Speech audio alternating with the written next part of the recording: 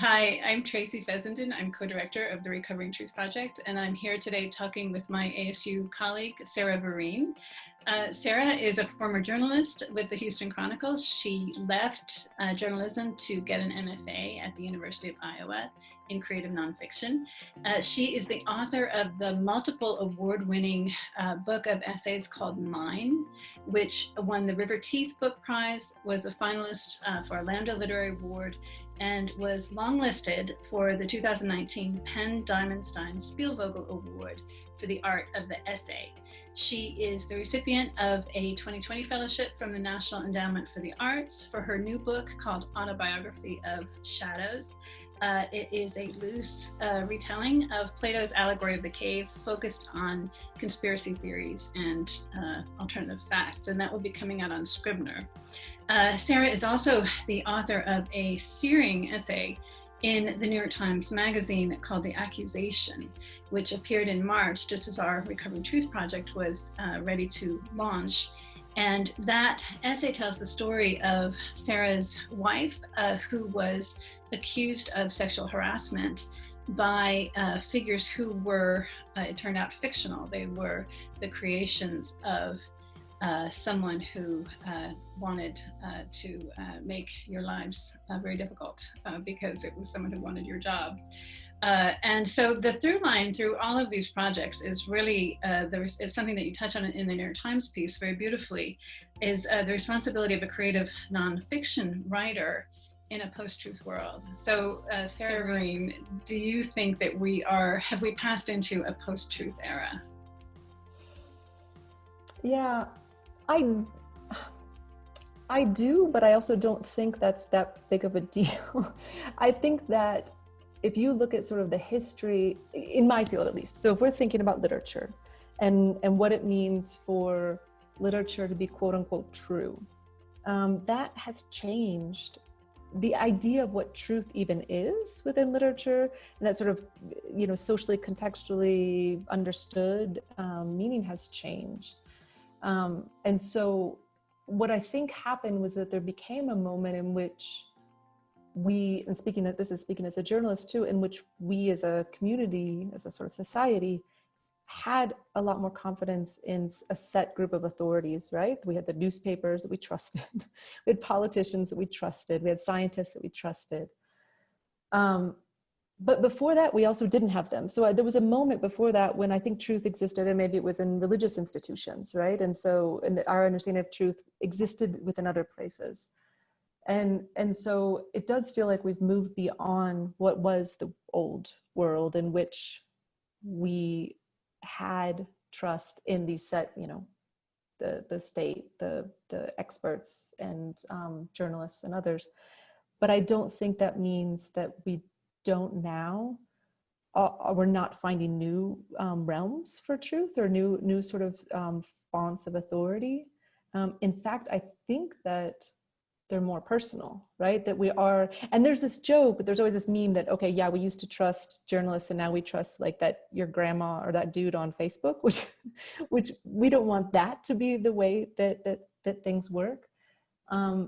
But there is also a movement in which the personal story and the sort of personal testimony is becoming a form of sort of truth telling. And so people that haven't been at the table before are being able to speak out, and their truths are being acknowledged in a way they weren't before.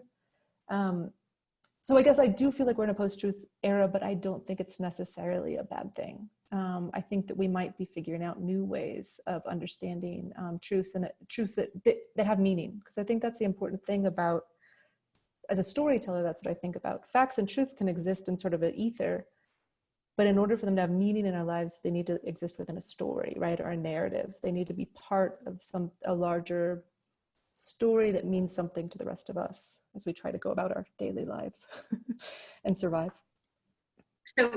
So if our present relationship to truth is not a crisis, if this post-truth moment is not necessarily something to be feared, what is your most hopeful vision going forward? What is your most hopeful vision of where we can take that? Because certainly a lot of people look at, the lies that we see every day about COVID, which is killing us, and everything else coming out of the White House, and say the crisis of truth is actually pretty deadly.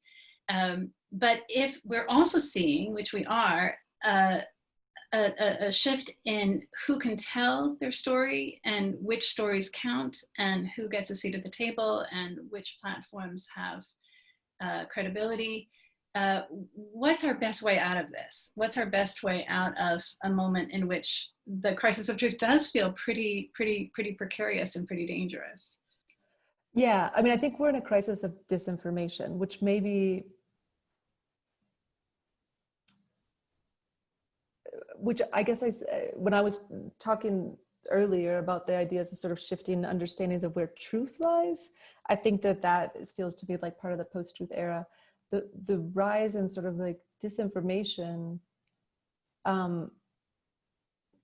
is trickier, because when you said how do we get out of this, I have this feeling where I hope that we will. I mean, I think what we see is we see more activism as far as people pushing from a sort of personal or community perspective to uphold truths and sort of push against those lies. But we also have, I mean, my book is about conspiracy theories, and I think the most recent statistic I read said like 60% of people believe in conspiracy theories, in some sort of conspiracy theory. And that, I don't know. I don't know how we're going to move away from that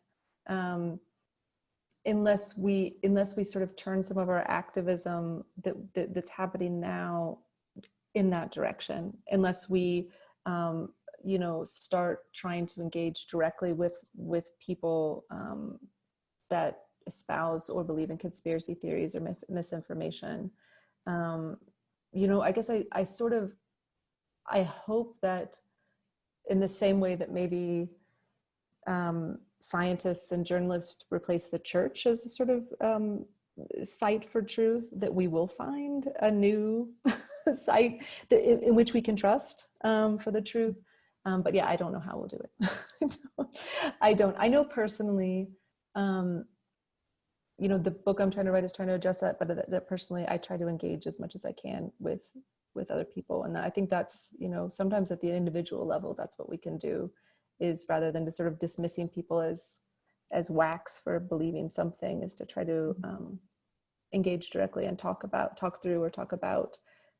what they believe in without trying to dismantle it. Sometimes they say the best approach is to actually just ask somebody about their opinions without trying to pick it apart. Sarah, Viren, thank you so much for this conversation. I'm going to turn